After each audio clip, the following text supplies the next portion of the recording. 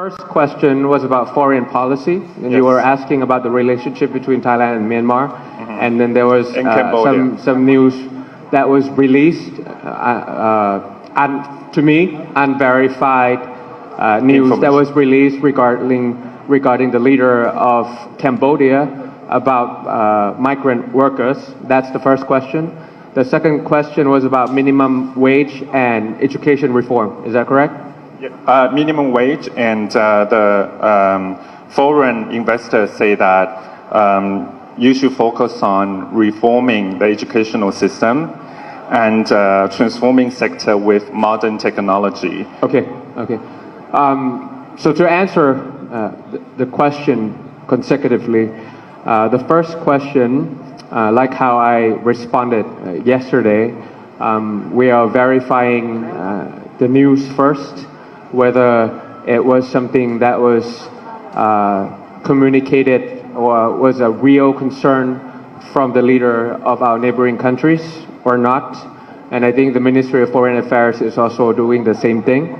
And if it is true, then when I become Prime Minister, I would definitely reach out to the leaders of all the ASEAN countries and to assure them that here in Thailand, migrant worker rights is as equal as any labor rights here in Thailand.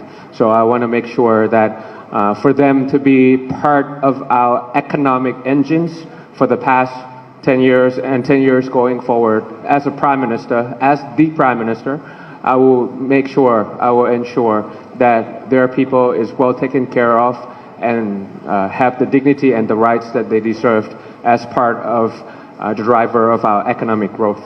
So that would be the first response to the first question.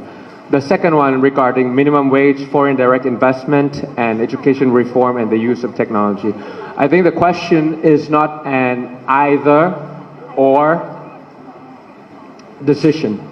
I think in order for you to be a magnet for incoming foreign direct investment, you have to have a ready, willing, and able workforce. And that's about minimum wage becoming minimum living wage. I mean, you have to be able to live by yourself and take care of your family before you can do upskill or reskill that we're talking about. But we're not them, so that's why we don't know how hard their lives are. So that's one thing. But that does not necessarily mean that we don't reform the education as well. It does not necessarily mean that we're not going to use technology to reduce inequality within this country.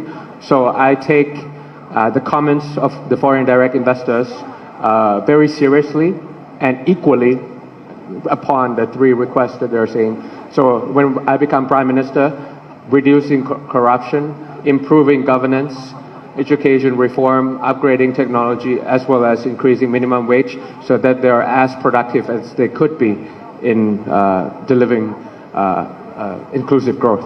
Yes. ขออีกสัก2 คำถามแล้วคงจะน่าจะสมควรเวลาขออนุญาตถาม3 คำถามที่ยกเลยนะครับขออนุญาตถามหัวหน้าพรรคเพื่อไทยนะคะคุณหมอชลน่านคือหากข่าวลือที่ว่าพลเอกประวิตรจะยอมวางมือจากพรรคการเมืองและข่าวลือนี้